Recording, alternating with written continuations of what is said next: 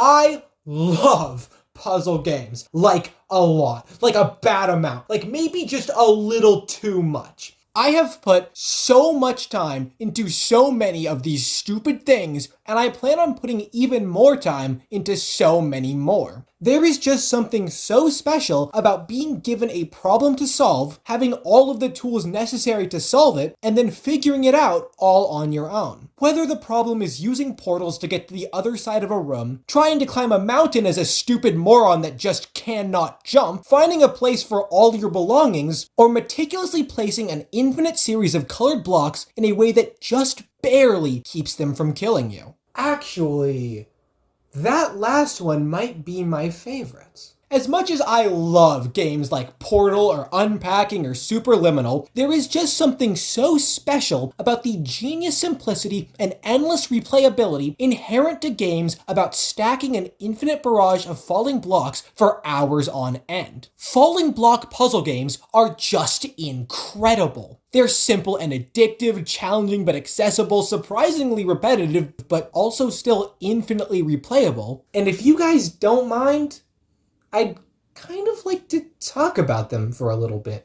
Tetris is a game that needs no introduction. It is the quintessential puzzle game. It is far from the first, but it's easily the one that has had the most influence on the genre itself and the industry as a whole. Developed in 1984 by that guy from the Apple TV biopic that nobody watched because it was on fucking Apple TV, Tetris initially took a little while to make its way out of the Soviet Union, but when it finally did, it took the world by storm and never really stopped. In Tetris, a series of unique shapes fall from the sky, and it is the player's job to clear out as many of those pieces as possible before they make their way back up to the top of the screen. This is done by placing the pieces in a manner that allows their individual blocks to create complete horizontal lines, and the more lines you clear at once, the more points you get. But if we're being completely honest, I don't really need to explain how Tetris works. It's fucking Tetris. We've all played it, and if you haven't played it, what the hell is your problem? Much like the rest of the falling block subgenre, the gameplay is very simple, but that is exactly what makes it so great. There is perfection in its simplicity. Alexi Pajitnov got his game right on the very first try, and outside of a few new mechanics like fast drops and ghost pieces, the gameplay of Tetris has remained largely the same despite 40 years of popularity and dozens of new releases. So the name of the game, other than Tetris, has been finding new ways to present a familiar experience. Tetris Effect is an abstract and artistic audiovisual masterpiece. Tetris Plus is themed around archaeology. Magical Tetris Challenge features beloved Disney characters. Tetris CDI finally lets gamers experience what it's like to go outside. Tetris DS is full of fun retro throwbacks. Tetris Party includes several unique modes, including one where you play with the Wii balance board. Tetris 99 is a battle royale. Tetris Worlds includes a fucking story mode. Tetris Sphere is a ball, and Puyo Puyo Tetris includes another entire game.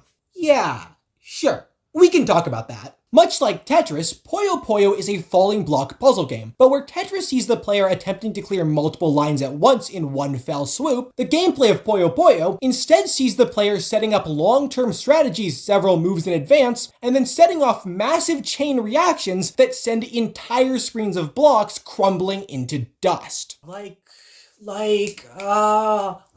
my bones! It's a very cute game with vibrant colors, complex strategy, and infinite replayability. And as fun as the gameplay is, the best part of Puyo Puyo is easily its cute characters and colorful aesthetic, which is why it's such a shame that it took so long to come to the West in its original form. When Puyo Puyo came to the Sega Genesis, it was released as Dr. Robotnik's Mean Bean Machine, and when it came to the Super Nintendo, it was released as Kirby's Avalanche. And while both of these releases are great versions of the game, and I'm never going to complain about getting more Sonic or Kirby content, especially Kirby, I mean, look at how much merch I own. But when it comes to Puyo Puyo, I'll always prefer the original designs, especially now that Sega owns Puyo Puyo and Nintendo already has plenty of unique puzzle games to call their own. For example, Dr. Mario is Nintendo's premier puzzle game. It's one of their more traditional takes on the falling block format, and what a take it is. Where most similar games see the player racking up points by clearing the blocks they place themselves, the Dirty Doctor is only interested in clearing a series of randomly generated pre-existing ones, also known as viruses. Match 4 pills of the same color to clear a set, stack 3 of those pills on a matching virus to kill that virus, kill all the viruses in the stage to move on to the next one. Wash, rinse, repeat, turn your head and cough. Of course, Dr. Mario is far from Nintendo's only puzzle game, or even their only falling block puzzle game. And if you really want to stretch some definitions, I think Yoshi's Cookie and Puzzle League kind of count. Yoshi's Cookie is a grid-based puzzle game where you match shapes in order to clear lines of cookies. It is also probably my all-time favorite NES game, because apparently Super Mario Bros. And The Legend of Zelda just can't compete with this stupid cookie game. Yoshi's Cookie is this bizarre combination of falling blocks and tile matching, so it's maybe not the most traditional game on the list. The blocks do fall, of course, from all 4 directions in fact, and then the player matches entire rows to clear identical cookies. Due largely to its unique blend of puzzle subgenres, Yoshi's Cookie provides significantly less opportunity for complex gameplay or player agency than the other games on the list. It's a very simple puzzle game that places its emphasis on reaction time rather than creative block placement or long-term strategy. But despite its simplicity, the core gameplay of Yoshi's Cookie is a lot of fun, and far more fast-paced than a lot of other level-based puzzle games. Each level is short and sweet in more ways than one, and it's very easy to lose track of time as you shoot through the game, rapidly progressing through each level, especially at higher difficulties where you barely have enough time to think about your moves before you make them. But the game's real selling point is its visuals, especially on the far superior Super Nintendo version, which is the version that all of this footage is coming from, for obvious reasons. I mean, just look at this. Everything about this game is just so cute and energetic and playful, and that's exactly why I love it so much. Yoshi's Cookie has a cute, fun aesthetic, goofy little cutscenes, and vibrant, colorful visuals that all give the game a lot of character. And speaking of puzzle games that gain a lot of character from their visual aesthetics, Puzzle League is a series of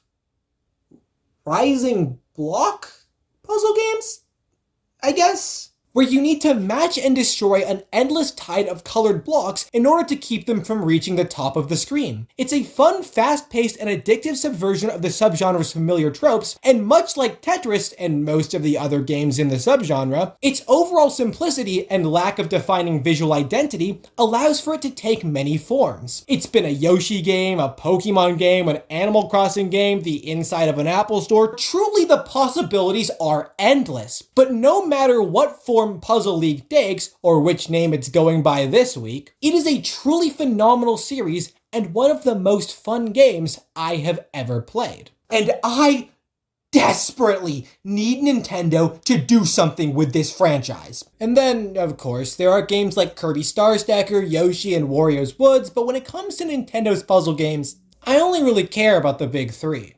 Oh, and Picross, but that doesn't really fit the theme. Lumines is a series of falling block puzzle games made by the guy that directed Tetris Effect. And if you liked Tetris Effect, you're gonna fucking love Lumines. The gameplay of Lumines is relatively simple. Blocks divided into a 2x2 grid composed of cubes made from either of 2 possible colors fall from the top of the screen, and you have a limited amount of time to figure out exactly how and where you want to place those blocks. If you manage to match any 4 cubes of the same color, those cubes and any connected ones of the same color disappear, and anything above them becomes a victim of Isaac Newton's worst discovery. As with any other falling block puzzle game, Lumines is easy to pick up and hard to master, but once you start to really get the hang of things, you can create line clears more satisfying than the best that Tetris has to offer. But as satisfying as the gameplay feels, the real selling point of Lumines is its visuals and audio. Like I said before, the game was created by the genius that directed Tetris Effect, and Lumines is absolutely covered in his fingerprints. The game is a visual and auditory wonder, with every level being more stylish and mesmerizing than the last. It is a game that will have you playing it over and over and over just to see what happens next, and the more you play it, the more you are rewarded. Every time I pick this game up for a couple minutes, I end up playing it for hours, so if this video comes out late, blame it on the fact that I had to record Lumines footage. And then, of course, there's Suika Game. You have to talk about Suika Game. You have to. Start talking! Start talking! Suika Game is a game. No! Really? About dropping fruit, combining fruit, upgrading fruit, never getting a fucking watermelon, and being the only thing anyone streamed for like 6 weeks back in 2023. What a miserable time it must have been to be a Twitch viewer that doesn't care about Suika Game. But honestly, I kind of get it. Suika takes everything that makes falling block puzzle games great. Simple design, addictive gameplay, layered strategy, infinite replayability, and combines them all with a warm, cozy aesthetic reminiscent of the only YouTube channel actually worth a damn. It's fun to play, comforting to watch, and takes exactly as much effort as you are willing to put in. I mean, there's a reason why it was the only game people cared about playing for a little while there, and there's a reason that I'm still playing it a year later. Egg Mania Eggstreme Madness is a funny egg game where you stack blocks as fast as you can and race to the top of the play zone. There really isn't that much else to it, but the gameplay is fun and the eggs are goofy, and really, what else do you need? I don't really own a lot of GameCube games, but I do own this, and it's hard to imagine what my life would be like without it. Huh.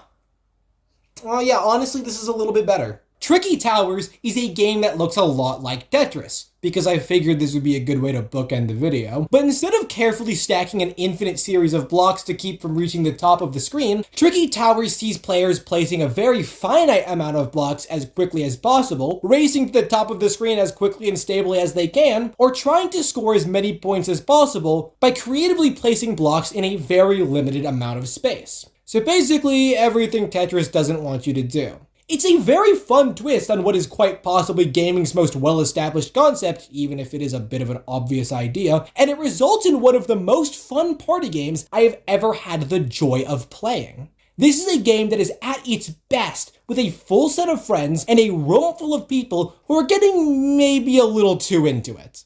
And that's it. That is everything I've got. Of course, this isn't every falling block puzzle game, and it's not even close to a good representation of the puzzle genre as a whole. I mean, don't even get me started on the endless barrage of incredible, life-changing, medium-defining experiences that make up the rest of the genre. But as far as specifically falling block puzzle games go, these are my favorites. Each and every one of the games I talked about today took a relatively simple concept, blocks that fall, and turned it into wholly unique experiences unlike anything I have ever played before or since. The developers behind these games played into the subgenre's unique strengths and created a group of games that are beautiful in their simplicity, exciting in their complexity, and valuable in their infinite replayability. And I love them all so much.